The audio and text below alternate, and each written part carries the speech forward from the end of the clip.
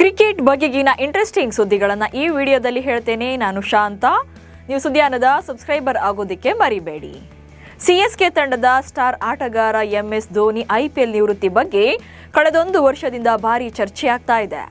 ಇದೀಗ ಮಾಹಿ ನಿವೃತ್ತಿ ಬಗ್ಗೆ ಮತ್ತೊಂದು ಸುದ್ದಿ ಹೊರಬಿದ್ದಿದೆ. ಧೋನಿ 2027ರಲ್ಲಿ IPLಗೆ ನಿವೃತ್ತಿ ಪಡೆಯಲಿದ್ದಾರೆ. ಅದಾದ ಬಳಿಕ ಸಿಎಸ್ಕೆ ಮೆಂಟರ್ ಆಗಿ ಕಾರ್ಯನಿರ್ವಹಿಸಲಿದ್ದಾರೆ ಎನ್ನಲಾಗ್ತಿದೆ. ಆದರೆ ಇದರ ಬಗ್ಗೆ ಫ್ರಾಂಚೈಸಿ ಅಪ್ಡೇಟ್ ನೀಡಿಲ್ಲ.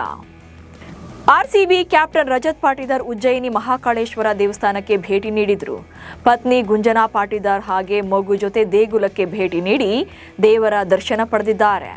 ಕ್ರಿಕೆಟ್ ಭವಿಷ್ಯಕ್ಕಾಗಿ ಹಾಗೆ ಕುಟುಂಬಕ್ಕಾಗಿ ವಿಶೇಷ ಪೂಜೆ ಸಲ್ಲಿಕೆ ಮಾಡಿದ್ದಾರೆ. ಸದ್ಯ ಇದರ ಫೋಟೋಗಳು ಸೋಷಿಯಲ್ ಮೀಡಿಯಾದಲ್ಲಿ ವೈರಲ್ ಆಗಿವೆ. ಸಚಿನ್ ತೆಂಡೂಲ್ಕರ್ ಮತ್ತೊಮ್ಮೆ ಕೋಟ್ಯಂತರ ಅಭಿಮಾನಿಗಳ ಹೃದಯ ಗೆದ್ದಿದ್ದಾರೆ.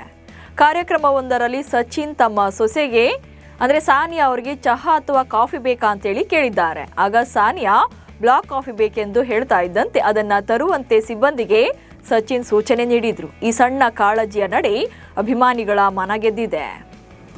ಕಳಪೆ ಫಾರ್ಮ್ನಿಂದ T20ಯಿಂದ ಕೈ ಬಿಟ್ಟರು ಸೂರ್ಯಕುಮಾರ್ ಯಾದವ್ ಛಲ ಬಿಡದೆ ನೆಟ್ಸ್ನಲ್ಲಿ ಪ್ರಾಕ್ಟೀಸ್ ಮಾಡ್ತಿದ್ದಾರೆ.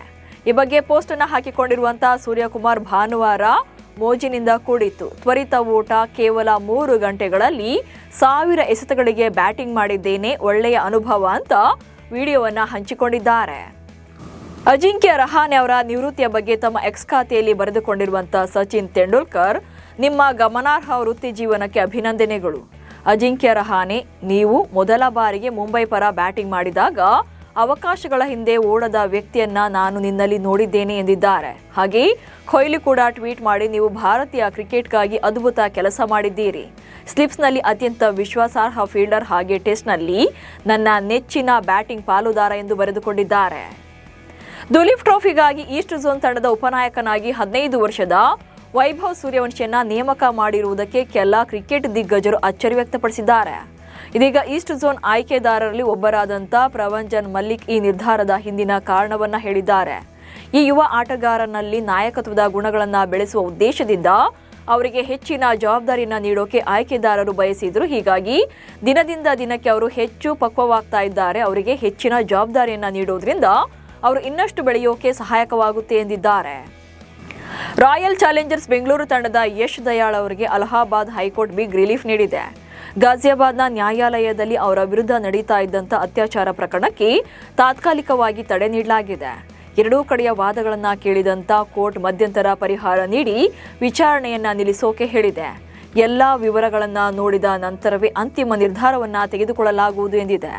ಹೀಗಾಗಿ ಈ ಆದೇಶದಿಂದ ಯಶ್ ದಯಾಳ್ ಅವರಿಗೆ ಬಿಗ್ ರಿಲೀಫ್ ಸಿಕ್ಕಂತಾಗಿದೆ.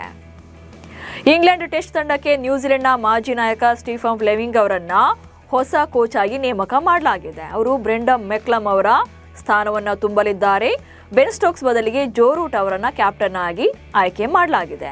ಜೋ ರೂಟ್ ಈ ಹಿಂದೆ ಇಂಗ್ಲೆಂಡ್ನ ನಾಯಕತ್ವ ವಹಿಸಿಕೊಂಡಿದ್ರು. ಇದೀಗ 4 ವರ್ಷಗಳ ಬಳಿಕ ಜೋ ರೂಟ್ ಮತ್ತೊಮ್ಮೆ ಟೆಸ್ಟ್ ಕ್ಯಾಪ್ಟನ್ ಆಗಿದ್ದಾರೆ. ICC ಮಹಿಳಾ ಅಂಡರ್-19 ವಿಶ್ವಕಪ್ 2027 ಏಷ್ಯಾ ಕ್ವಾಲಿಫೈಯರ್ನಲ್ಲಿ UAE ತಂಡ ಮಲೇಷ್ಯಾ ವಿರುದ್ಧ 1 ರನ್ಗಳಿಂದ ಗೆದ್ದು ಮೊದಲ ಬಾರಿಗೆ ವಿಶ್ವಕಪ್ಗೆ ಅರ್ಹತೆ ಪಡೆದಿದೆ. UAE ಮಹಿಳಾ ತಂಡ 95 ರನ್ ಗಳಿಸಿ ಮಲೇಷ್ಯಾವನ್ನ 94 ರನ್ಗಳಿಗೆ ಕಟ್ಟಿಹಾಕಿತ್ತು.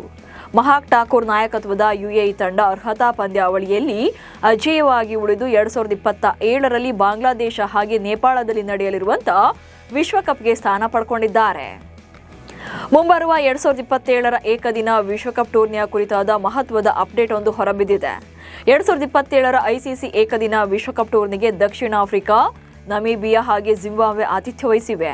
ಈ 3 ದೇಶಗಳ 12 ಸ್ಟೇಡಿಯಂಗಳಲ್ಲಿ ಪಂದ್ಯಗಳು ನಡೆಯಲಿವೆ ಎಂದು ICC ಖಚಿತಪಡಿಸಿದೆ. ಇದರ ಜೊತೆಗೆ ಜೋಹಾನ್ಸ್ಬರ್ಗ್ನ ಇನಾಡಾ ಪೋಲೋ ಕ್ಲಬ್ನಲ್ಲಿ ನಡೆದ ಅದ್ಧೂರಿ ಸಮಾರಂಭದಲ್ಲಿ ವಿಶ್ವಕಪ್ ಲೋಗೋವನ್ನು ಕೂಡ ಅನಾವರಣಗೊಳಿಸಲಾಗಿದೆ.